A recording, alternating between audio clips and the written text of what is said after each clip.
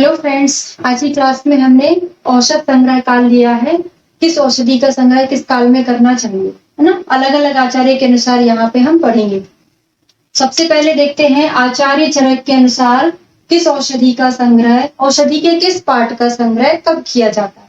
ठीक है, तो वर्षा वसंत में आचार्य चरक के अनुसार कोई ट्रिक नहीं है, इसको हम थोड़ा समझकर याद करेंगे। बाकी सुश्रुत और राजनिघंटु के अनुसार ट्रिक से याद करेंगे। ठीक है, तो वर्षा वसंत में शाखा पत्र का संग्रह करते हैं। श्लोक में लिखा हुआ है पलाशम अचिर प्ररूणम, इसलिए याद करना है क्योंकि ग्रीष्म शिशिर में आया है शीर प्रणून पर्णानाम। कभी संस्कृत में दे दिया तो कंफ्यूजन होगा। ठीक है, तो यहाँ पे पलाशम अचिर, अचिर मतलब क्या होता है, नए। शीर मतलब क्या होता है, पुराना, जो जर्जर हो गया है। ठीक है, यहाँ पे शीर प्रणून पर्णानाम आया है, तो याद करते हैं। इसका मतलब ये है कि वर्षा वसंत में उन शाखा और पत्र को ग्रहण करना चाहिए जो अभी नए हैं, नूतन हैं। ठीक है, तो कैसे याद करेंगे। वर्षा में क्या होता है, पानी गिरता है, तो पानी गिरता है तो पत्ते भी हरे भरे होते हैं, शाखा भी हरी भरी होती है, तभी हमको ग्रहण करना है। कैसे रिलेट कर लिया हमने, वर्षा में पानी गिरता है तो शाखा और पत्र हरे भरे होंगे, तब इनका ग्रहण करना है। तो वर्षा के साथ बसंत भी है, वर्षा वसंत, वाह और बा से आ रहा है। फिर ग्रीष्म और शिशिर में मूलिका, लेकिन किस प्रकार की मूलिका, ऐसी मूलिका जिसके पत्ते झड़ चुके हैं, जीर्ण होकर जिनके पत्ते झड़ गए हैं, उन वृक्षों की मूलिका संग्रह करना है। तो कब, ग्रीष्म और शिशिर।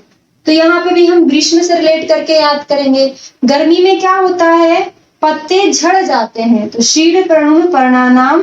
फिर गर्मी में क्या होता है, मूलगी सूख जाती है, तो सूखी हुई मूल का ग्रहण करना है। ठीक है, अब देखिए हमने कोड अकेला ग्रीष्म का बताया, लेकिन दो दो ऋतुएं बताई हैं आचार्य चरक ने 2 बार, वर्षा वसंत, ग्रीष्म और शिशिर। फिर आता है शरद। अब इसका कोड बन जाएगा बढ़िया सा, शरद में। शरद में हम क्या करते हैं, खीर बनाते हैं ना, शरद पूर्णिमा को खीर बनाई जाती है। किसकी खीर बनाते हैं, शीर की खीर बनाते हैं, दुग्ध की खीर बनाते हैं। तो एक शीर तो आपको याद ही रहेगा, साथ साथ में क्या है, त्वचा और कंद भी है। अब इस तीनों को कैसे याद करेंगे, अब देखिए एक कंद है, ये कंद हो गया, इसके ऊपर क्या होती है, त्वचा होती है, ये त्वचा हो गई। और इसमें से क्या है, अगर हमने इस कंद को कट कर दिया तो यहाँ से क्या निकलने लगेगा, शीर निकलने लगेगा। हो गया ना, एक डायग्राम से तीनों चीजें याद हो गई। त्वक न कंद है, उसके ऊपर त्वचा है, अगर उसको कट कर दिया तो शीर निकलने लगेगा, तो त्वक कंद शीर। अब हेमंत में सार, हेमंत नाम का कोई लड़का है, सार युक्त बातें करता है, अच्छी बात करता है, जिसका कोई सार हो। ठीक है, यथा ऋतु, फल पुष्प जब भी आएंगे उनको हमको तभी ग्रहण करना है, यथा ऋतु फल पुष्प। अब इनका बहुत सिंपल सा है, ट्रिक है। आचार्य सुश्रुत की ट्रिक लिख लेते हैं, OSF। जैसे BSF होता है, हमको 6 ऋतुओं में ले जाना है, ध्यान रखना है ट्रिक को, 6 ऋतुओं में। कितना हो गया, 1 2 3। BSF होता है ना, वैसे OSF कहाँ का, वो BSF हो गया, OSF MP का, फिर TK और D। ठीक है, ट्रिक को भी ट्रिक से याद किया जाता है। जैसे BSF होता है, हमने BSF ना लिख के क्या लिख दिया है, OSF। सिंगल सिंगल है पहले स्टार्टिंग के 3 में, फिर MP TK D। तो काउंट करो, 3 हो गया था, 4 5 6।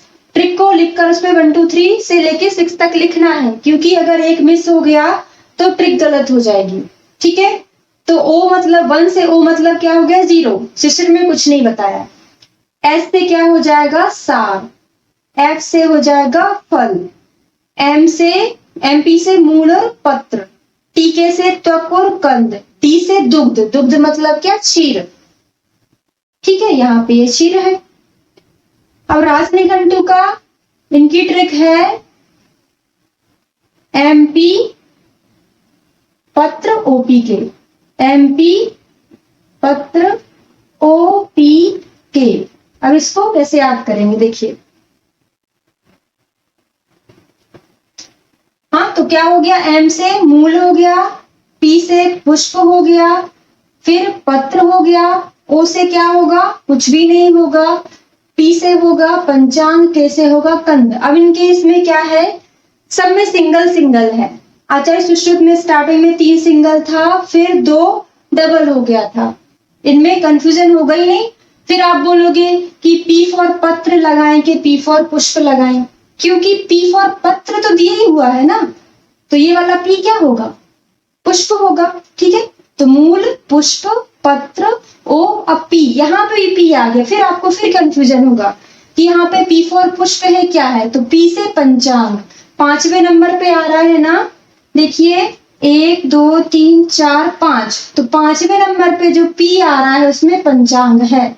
इसको ऐसे भी याद कर सकते हैं, शरद ऋतु 5वें नंबर पे है, तो 5वें में पंचांग किसने बोला है, राजनिघंटु। आचार्य सुश्रुत राजनिघंटु ने क्रमशः है ना तीनों 6 ऋतु में बोला है, लेकिन इन्होंने थोड़ा सा यहाँ पे डबल डबल कर दिया है। अभी यहाँ पे ऋतु के अनुसार कुछ और औषधियों का संग्रह है, वो भी अपन याद कर लेते हैं। आमलक, हईफेन, नागवला, ग्रहण, इन तीनों का शिशिर में किया जाता है। ठीक है, क्या क्या है, आमलक है, अहीफेन और नागवला शिशिर में। शिलाजतु भल्लातक का ग्रहण, ध्यान देना है ना, कहाँ पे ग्रहण है, कहाँ पे प्रयोग है, ग्रीष्म ऋतु में। भल्लातक का प्रयोग हेमंत ऋतु में। हाँ, तो ट्रिक बनाकर याद करते चलते हैं।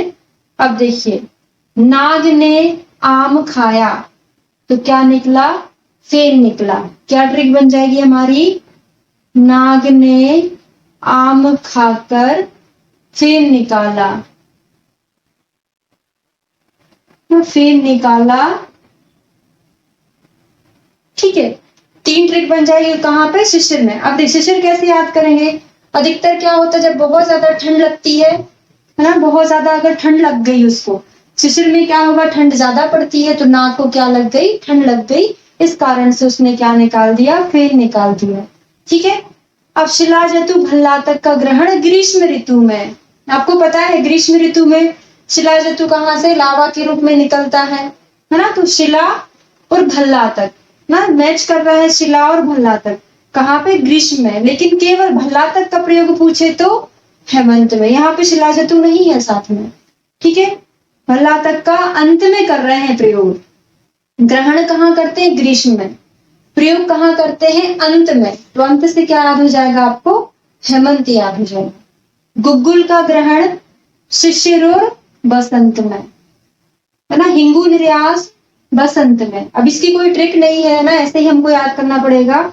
वत्सनाभ का प्रयोग शीत और बसंत में, शीत में सभी चीजें, शीत में हेमंत शिशिर दोनों आ जाता है ना, तो वही वत्सनाभ का शीत और बसंत में। तुबरक का प्रयोग वर्षा में करते हैं, इसको अम्बुतागमे टर्म आया हुआ है, अम्बुतागमे, जब पानी का आगमन हो जाए मतलब वर्षा ऋतु, तब करते हैं तुबरक का प्रयोग। जलों का क्षार का करते हैं शरद में, ये पढ़ा है आपने ना, सुश्रुत में पढ़ा हुआ है।